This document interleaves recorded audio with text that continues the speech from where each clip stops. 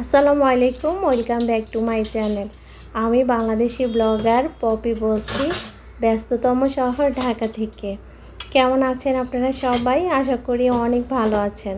আলহামদুলিল্লাহ, আমিও আপনাদের দোয়ায় ভালো আছি। আবারও ফিরে এসেছি আপনাদের জন্য আরেকটি নিউ লাইফস্টাইল ব্লগ নিয়ে। আশা করি আমার আজকের ব্লগটিও আপনাদের কাছে অনেক বেশি ভালো লাগবে। কাছে এবং দূরে, দেশ এবং দেশের বাহিরে যে যেখান থেকে আজকে আমার এই ভিডিওটি দেখছেন, সবাইকে মাহে রমজানের অনেক অনেক শুভেচ্ছা জানিয়ে আমি আমার আজকের ব্লগটি শুরু করেছি। যারা আমাদের মতো এরকম লাইফস্টাইল ভিডিও দেখতে পছন্দ করেন, আজকের ভিডিওটা তাদের জন্যই।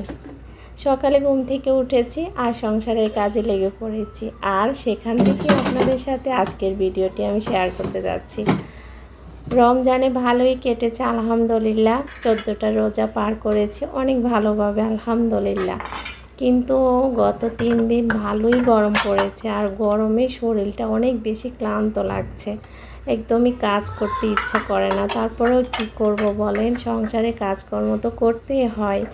তো একটু বুদ্ধি খাটিয়ে কাজগুলো করলে আমরা গৃহিণীরা একটু স্বস্তি পাই। আমি গতকালকে সেহরি খেয়ে কোনো কাজই করিনি, আর নামাজটা পড়ে শুয়ে গিয়েছিলাম। শরীরটা ভালো লাগছিল না, আর গরমে অস্থির লাগছিল। সকালে উঠে কিচেনে এসে আমার মাথা নষ্ট হয়ে গেছে, কি যে এক অবস্থা, একদমই এলোমেলো একটা কিচেন আমার ছিল। তো ভাবলাম কখন শেষ করব। আসলে কোনো কিছু করার আগে মনে হয় ওই কাজটা অনেক কঠিন, আর যখন শুরু করি তখন মনে হয় না যে এতটা কঠিন। তো এই তো নিরিবিলিভাবে সব কিছু গুছিয়ে নিচ্ছি। গতকালকে সন্ধ্যা রাতের প্লেট বাটি সবগুলো আমি ধুয়ে যে পানি জড়াতে রেখেছি, ওগুলো আমি জায়গায় রেখে দিয়েছি। এখন প্লেট বাটিগুলো আমি ক্লিন করব। আমি কিছুদিন আগে আমার কিচেনে একটু ক্যাবিনেট করিয়েছিলাম, তো আজকে একটু দেখাবো আপনাদের সাথে এক নজরে ক্যাবিনেটটা আমি কিভাবে করিয়েছি। এখন এগুলো গুছিয়ে তারপরে সিঙ্কে প্লেট বাটি ভরা, সিঙ্ক ভরা প্লেট বাটি ওগুলো ক্লিন করব। আর যেসব কাজ আগে করার ওগুলো শেষ করে তারপরে এই কাজগুলো করব। গতকালকে অনেক বাজার এনেছিল, টুকিটাকি বাজার প্রায় শেষ হয়ে আসছিল, ওগুলো আমি জায়গায় রেখে দিচ্ছি। আসলে আমরা গৃহিণীরা যে সমস্ত জিনিসপত্র আমাদের প্রতিদিন লাগে ওগুলো হাতের কাছে রাখলে কাজ করতেও সহজ হয়। যাদের হেল্পিং হ্যান্ড নাই তারা সব কাজই একটু গুছিয়ে করলে সব কাজ করতেই ভালো লাগে। আর হেল্পিং হ্যান্ড না থাকলে যে কাজ করতে কত মজা, এটা যাদের নাই তারাই ভালো জানে। কারণ নিজেরা নিজেদের মতো করে গুছিয়ে সুন্দর করে যেটা যেখানে রাখা সেখানে রেখে মজা লাগে। আর হেল্পিং হ্যান্ড থাকলে কোনো কাজের কোনো ভালোই লাগে না। তারা এখানেরটা ওখানে রাখে, ওখানেরটা এখানে রাখে, খুব বাজে করে ফেলে। তারপর আবার সেগুলো আমাকে নিজেরই করতে হয়। আগে ছিল আমার হেল্পিং হ্যান্ড, আমি জানি এটার জ্বালাটা কত বেশি, এই জন্য আমি এখন আর রাখি না। নিজের কাজ যতই কষ্ট হোক নিজেই করে ফেলি। আর আমি যখন কাজ করি তখন আমি আমার মতো করে গুছিয়ে করি, আমার কাছে অতটা খারাপ লাগে না। মাশাআল্লাহ করে সুন্দর করে আমি গুছিয়ে করে ফেলতে পারি। এই তো সিঙ্ক বড়া প্লেট বাটি, এখন এগুলো আমি ধুয়ে নিচ্ছি। ধুয়ে তারপরে এগুলো পানি জড়াতে দিব। আজকে কিচেনেই আমার কাজ আর সেগুলো আজকে আপনাদের সাথে আমি শেয়ার করেছি। আমার ভিডিওটি আপনাদের কাছে কেমন লাগে জানি না, যদি একটু ভালো লেগে থাকে তাহলে প্লিজ একটা লাইক দিবেন। আপনাদের একটা মূল্যবান লাইক আমার এই ছোট্ট চ্যানেলটাকে অনেক দূরে এগিয়ে নিতে অনেক বেশি সাহায্য করবে। তো লাইকটা দিয়ে আপনারা সবাই আমার সাথে থাকবেন, আর অবশ্যই যারা নতুন আসেন আমার চ্যানেলটি সাবস্ক্রাইব করে পাশে থাকা বেল বাটনটি অন করে দিবেন।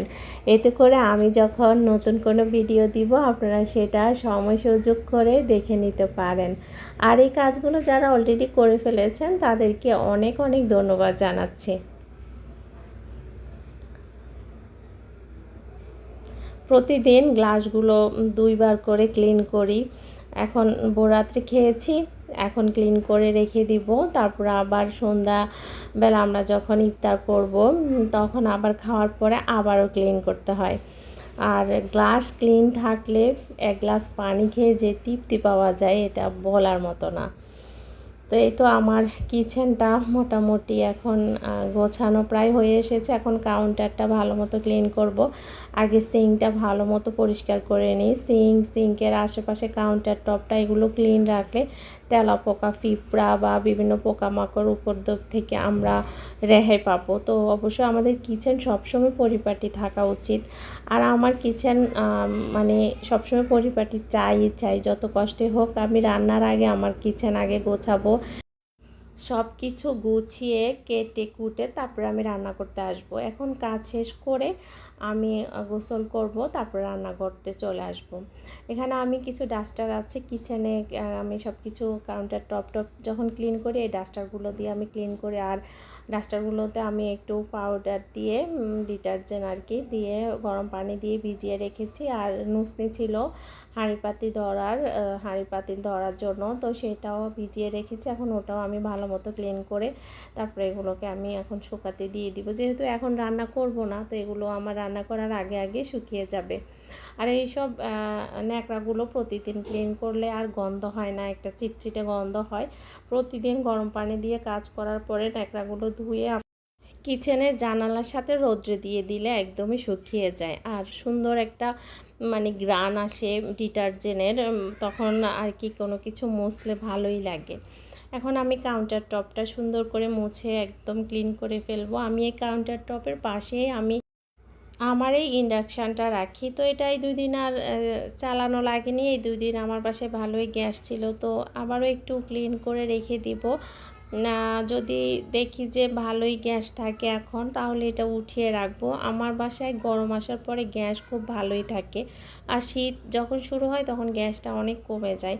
তো দেখলাম এখন ইদানিং ভালোই গ্যাস থাকে, তো এটা আর এখানে ধরে না রেখে উঠিয়ে ফেলবো। এখন মুছে পরিষ্কার করে রেখে দিই, কখন লেগে বসে 2-4 দিন দেখার দরকার, দেখব। এখানেই তো আমি একটা ক্যাবিনেট বানিয়েছি, এটার হ্যাং করিনি, এটা নিচেই রেখেছি। এটা আমি বিভিন্ন কাজে আমার লাগে। আর দেখেন আমার এই ক্যাবিনেটগুলো আমি এভাবে করে হ্যাং করেছি। আর এই পাশে আমি আমার প্রয়োজনীয় স্পুনগুলো যেগুলো প্রতিদিন লাগে এগুলো রাখি আর খালি রাখি, তাহলে দেখতে ভালো লাগে।